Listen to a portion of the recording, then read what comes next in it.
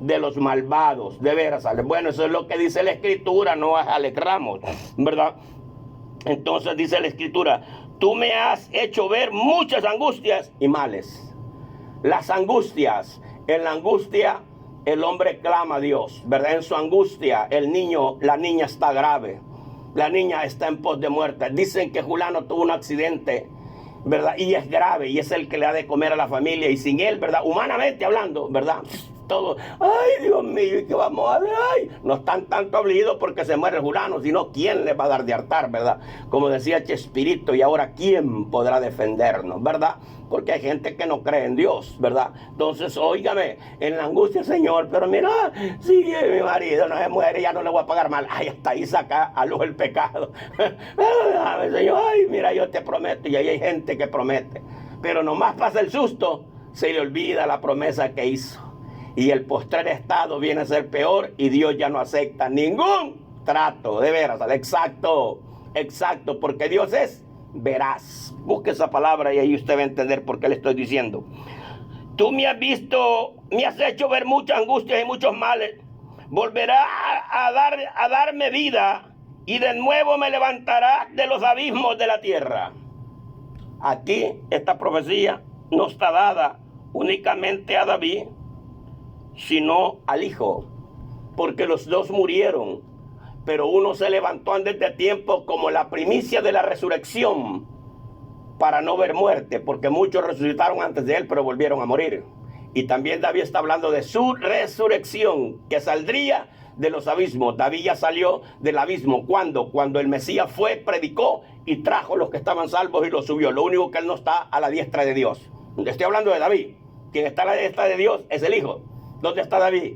Está descansando, está durmiendo, porque los que duermen serán despertados, unos para vida eterna y otros para vergüenza y confusión perpetua. La primera resurrección es para los entendidos, para los que han alcanzado, y la segunda resurrección será para Chinche y Telepate, y después presentarlos en el juicio del gran trono blanco. Eso es lo que dice la Escritura, excepto eso de Chinche y Telepate. Quiere decir, toda la maldicencia y todos los malditos serán levantados. Eso es lo que dice, ¿verdad? Entonces mira lo que dice la Escritura. Tú me levantarás de los abismos de la tierra y aumentarás mi grandeza y volverás a consolarme. ¿Qué dijo? ¿Cómo consolarán a David? ¿Cómo lo consolarán? Él será príncipe. Él fue príncipe, fue rey aquí. Y será un príncipe delante de los ojos de Dios. Porque de ahí, de esos lomos o de esa genética, de esa descendencia, salió el hijo. Dice la Escritura, y volverás a consolarme. ¿Cómo lo consolará? Dándole parte en la vida eterna, en el más allá.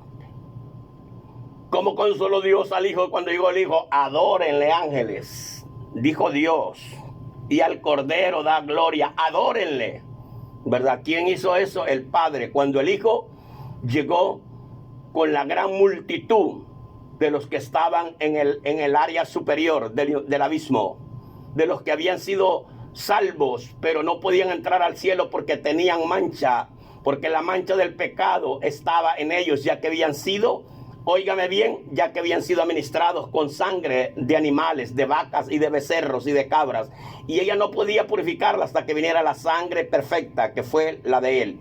De veras, exacto. ¿Por qué la sangre de él fue perfecta? Porque la sangre del Mesías o el ADN del Mesías vino de Dios y su cuerpo vino de Miriam o de María, como nosotros lo decimos en español, ¿verdad? De veras, exacto. De ahí toda la sangre humana es contaminada, excepto la de él, que fue engendrado por el poder de Dios a través del Espíritu Santo. Y dice así: aumentarás mi grandeza, porque después de ser el hijo primero de la creación en los cielos y del que sentaba a su diestra, hoy él se había convertido en el Salvador de la humanidad, el mediador entre Dios y los hombres. Mas antes no mediaban porque no había pecado, y el pecado que había habido era a través de los seres espirituales, y para ellos no había mecanismo de salvación, pero hicieron una raza inferior, ¿verdad? Que es un plan también que Dios usó, ¿verdad? Eso alguna vez lo vamos a hablar, porque tiene que hacer algo referente a ello para tocarlo, ¿verdad? De veras, acuérdese que en Escritura hay muchos misterios, las cuales estos grandes señores no quieren sacar a luz. No es que no quieren, no tienen argumento, no tienen ese respaldo. Dice la Escritura: asimismo yo te alabaré con instrumentos de salterios, oh Dios mío, tu verdad cantaré a ti en el arpa, oh Santo de Israel. Mis labios se alegrarán cuando cante a ti, y mi alma, la cual redimiste. Mi lengua hablará también de tu justicia todo el día, por cuanto has sido avergonzado, porque he sido confundido los que procuraban mi mal. Quiere decir, toditos los que se levantaron contra David fueron confundidos. Quiere decir, Saúl fue confundido. De veras, Alex, exacto. ¿Quién fue confundido? Se me olvida el nombre de este varón que tiraba polvo y lo maldecía. Te ha agarrado la sangre, maldito, le decía a David. Se me ha olvidado el nombre, por eso no quiero mencionar. Y le dijo a Abner: ¿quién es este, mi rey, este perro, para que hable así de mi rey? Y le dijo a David: déjalo. Semeías parece que se llama, ¿verdad? Déjalo, porque probablemente el Eterno ha dejado que me maldiga, ¿verdad? Tal vez esto redima, dijo él. Y él explicó cómo confundió, óigame bien, a los enemigos de David, a su propia descendencia, su propio hijo, su propio prol, ¿verdad? Fue confundido, y posteriormente él dio orden que no lo mataran, pero el espíritu del celo por la tiranía que había hecho Abner, aquellos varones que le clavaron los dardos, le dijeron, y cuando Abner llegó, le clavó 4 dardos y le tumbó la cabeza. De veras, exacto. Cómo confundió Dios a los enemigos de David. Y así es que se confunden los enemigos nuestros, las personas que nos desean mal. El mal vuela o camina sobre sus propias cabezas. ¿Por qué, Alex? Porque no es con espada ni con ejército. Es el poder del Espíritu Santo que opera, y Él sabe cuándo operar, sabe cuándo, cómo y dónde. Dice la Escritura: mis labios se alegrarán cuando cante a ti, y mi alma, la cual redimiste. Mi lengua hablará también de tu justicia todos los días, por cuanto he sido avergonzado, porque han sido confundidos los que mi mal procuraban. En el tiempo de Dios, todo el que te hace daño, Dios tomará control. ¿Por qué, Alex? Porque es necesario que los males y angustias vengan. En la angustia nuestra alma gime, en angustia nuestra alma, óigame, no está en paz. Y clamamos a Dios y le pedimos, y muchas veces hacemos tratos de algunas cosas y Dios las escucha. Entonces, angustia, dice, me ha hecho ver angustias y males. ¿Cuáles son los males? Las cosas que se te levantan sin tú buscarlo. Ese es un mal, ¿verdad? Por decir que de repente algo te ocurra sin que tú no tengas nada que ver, porque si tú andas haciendo cosas malas y algo malo te ocurre, claro, es un mal que te ocurrió, pero ese mal no lo vistes inocentemente, sino que tú fuiste causa de ello y tú mismo diste cabida para que se provocara ese mal. Pero hay mal que nosotros no debemos nada. Hay males que vienen. ¿Y por qué hace eso? Porque a nosotros, ¿verdad? No está en todo versículo de la Biblia, pero a todos los hijos de Dios, el diablo los pide para zarandearlo. En el Viejo Testamento nosotros hallamos que el diablo, cuando se infiltró en el trono de Dios y quiso hacerse pasar por uno de los mensajeros del Eterno, toda la guardia angelical fue burlada por él. Pero cuando llegó a la presencia del Eterno, el Señor rápido lo detectó y le dijo: ¿de dónde vienes? No le dijo: ¿quién eres? No dijo quién eres, le dijo: ¿de dónde vienes, Satanás? Ay, Dios. Quiere decir, él se disfrazó, pero el disfraz de payaso no le duró mucho. Así como el que tiene revelación de Dios, ¿verdad? El circo de cualquiera que te quiere engañar, que te hable con alevosía, que siervo, que no le dura mucho, porque Dios, cuando Él quiere, saca luz, ¿verdad? Saca luz. Yo me acuerdo, yo estuve en cierto lugar, ¿verdad? Y estuvimos en esa vigilia y me dijo alguien, ¿verdad? Me dijo: con ese hermano yo dejara que mi hija se casara, es que ese varón se siente bien espiritual. Yo mejor me quedé callado, ¿verdad? Sí, le dije, sí, se lo usa, sí, esto y esto. ¿verdad? Pero había algo allá adentro, hasta que después me ministraron y me dijeron ciertas cosas que hasta hablar de ello es vergonzoso, ¿verdad? Solo ahí lo dejo y ahí lo voy a dejar, ¿verdad? ¿Por qué, Alex? Porque nosotros vamos a las apariencias. Eso fue lo que Samuel vio en Adinadab. Dijo, vive Yahvé, que delante de él está su ungido. Y de allá arriba le contestaron, no es él, le dijo, porque tú miras la apariencia, tú miras la de afuera, mas yo miro lo de adentro. Y yo aborrezco su parecer, quiere decir su buen parecer y su estatura. El hombre era alto, probablemente pasaba más de los 2 metros, de veras. Solo te voy a leer un pedacito porque solo faltan como 5 minutos para terminar. Dice la escritura, el reino de un rey justo. Dice, oh Dios, da tu justicia al rey y tu justicia al hijo del rey.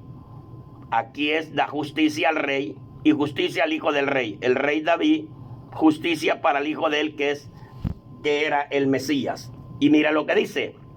Él juzgará a tu pueblo con justicia y tus afligidos con juicio. Eso fue lo que hizo el Mesías. Por eso es que cuando Dios, esto es para que me entiendan, algunos dicen, es que los judíos rechazaron al Señor. Es que para empezar ni ellos entienden lo que están hablando. Para empezar, el rechazo de Israel hacia el Mesías era eminente, porque esa era la puerta que Dios habló para tirarlos a celo. Eso es lo que dice el Señor en Pablo en el libro de Romanos, ¿verdad? De veras, sale exacto, ¿verdad? Eso es lo que dicen. Pero lo que más los judíos en la carne lo rechazaron es porque Dios había hablado de un enviado, de un ungido que libertaría a su pueblo. Y cuando el Mesías apareció en escena, el imperio que estaba de turno era el imperio romano, con Augusto César en Roma, y en Jerusalén estaba un monstruo llamado Herodes el Grande, ¿verdad? Entonces ellos esperaban de un espadachín, de un líder que fuera estratega en guerra, ¿verdad? Alguien eminente, peor que Barrabás, quiere decir, no peor, sino que más de esto y del otro.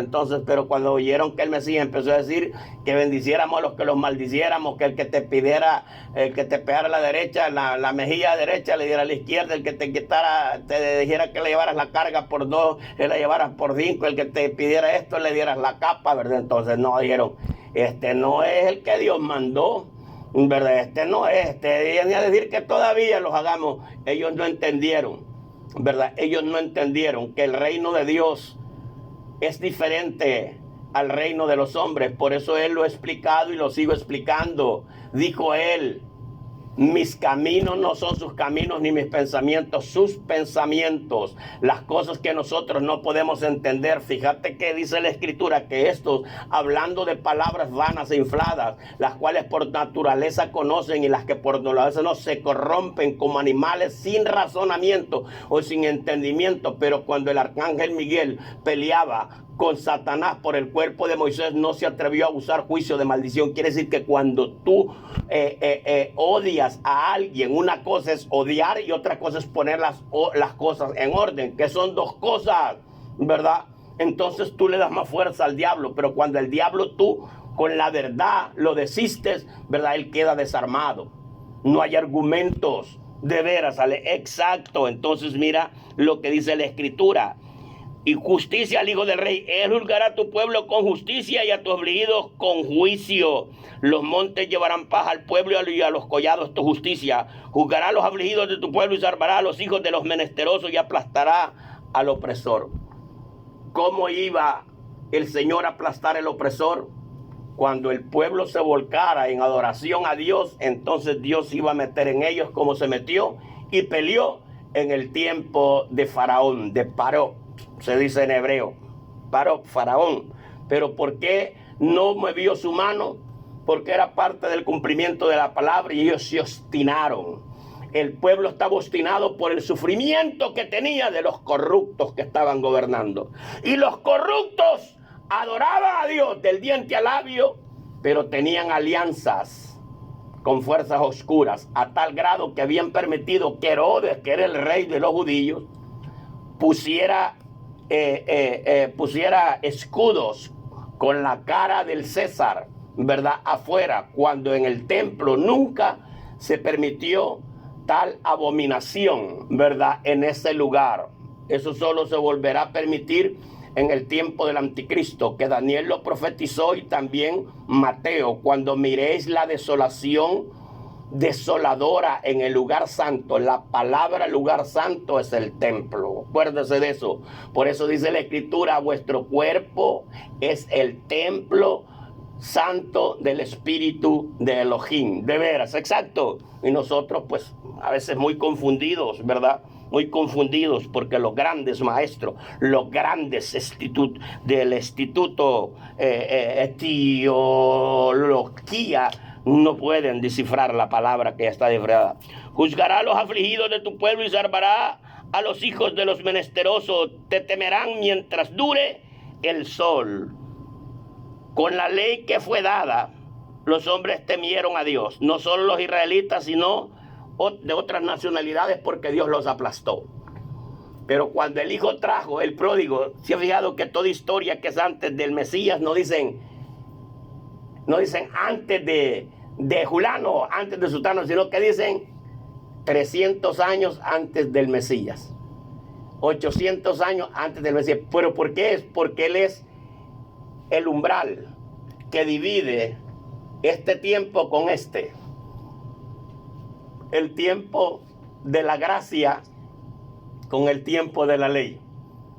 Si lo saben, óigame bien, la ciencia, lo secular, los eruditos, cuanto nosotros que somos el pueblo de Dios. Pero lastimosamente nosotros hemos perdido el rumbo de la verdad de Dios, porque al frente tenemos un puño de lobos rapaces que en vez de enseñar están destruyendo al rebaño. El que tenga oídos para oír, oiga, y el que ignore, ignóralo. Padre, en esta hora